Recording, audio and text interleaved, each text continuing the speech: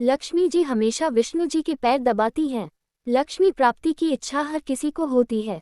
लक्ष्मी की कृपा के लिए भगवान विष्णु की कृपा पाना अत्यंत आवश्यक है, क्योंकि लक्ष्मी उन्हीं के चरणों में रहती हैं। शास्त्रों में या भगवान विष्णु की किसी भी तस्वीर को देखें, आप पाएंगे कि माँ लक्ष्मी सदैव उनके चरणों में बैठी, उनके चरण दबाती ही दिखती हैं। इस बारे में एक पौराणिक कहानी है कि देवर्षि नारद ने एक बार धन की देवी लक्ष्मी से पूछा कि आप हमेशा श्री हरि विष्णु के चरण क्यों दबाती रहती हैं।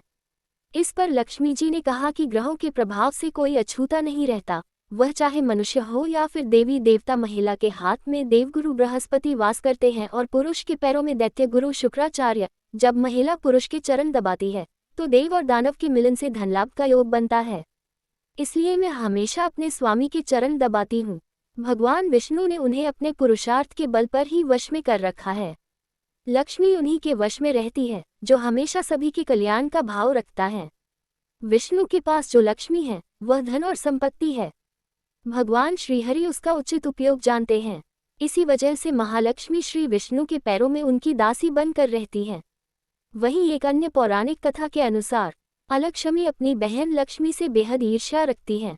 वह बिल्कुल भी आकर्षक नहीं है। उनकी आंखें भड़कीली, बाल फैले हुए और बड़े बड़े दांत हैं। यहाँ तक कि जब भी देवी लक्ष्मी अपने पति के साथ होती है, अलक्ष्मी वहां भी उन दोनों के साथ पहुंच जाती थी। अपनी बहन का ये बर्ताव देवी लक्ष्मी को बिल्कुल पसंद नहीं आया और उन्होंने अलक्ष्मी से कहा कि तुम मुझे और मेरे पति को अकेला क्यों नहीं छोड़ देती। इस पर अलक्ष्मी ने कहा कि कोई मेरी आराधना नहीं करता, इसलिए तुम जहाँ जाओगी मैं तुम्हारे साथ रहूंगी। इस पर देवी लक्ष्मी क्रोधित हो गईं और आवेग में उन्होंने अलक्ष्मी को श्राप दिया कि जहाँ भी गंदगी, ईर्ष्या, लालच, आलस, रोष होगा तुम वहीं रहोगी। इस प्रकार भगवान विष्णु और अपने पति के चरणों में बैठकर माता लक्ष्मी उनके चरणों की गंदगी को दूर करती हैं ताकि अलक्ष्मी उनके निकट न आ सके। इस तरह वे पति को पराई स्त्री से दूर रखने की हर संभव कोशिश कर रही हैं। माना जाता है सौभाग्य और दुर्भाग्य एक साथ चलते हैं। जब आपके ऊपर सौभाग्य की वर्षा होती है तब दुर्भाग्य वहीं पास में खड़ा अपने लिए मौका तलाशता है। अलक्ष्मी भी कुछ इसी तरह घर के बाहर बैठकर लक्ष्मी के जाने का इंतजार करती है। जहाँ भी गंदगी मौजूद होती है वहाँ लालच, ईर्ष्या, पति पत्नी के झगड़े, अश्लीलता, क्लेश और कलह का वातावरण बन जाता है। ये निशानी है कि घर में अलक्ष्मी का प्रवेश हो चुका है।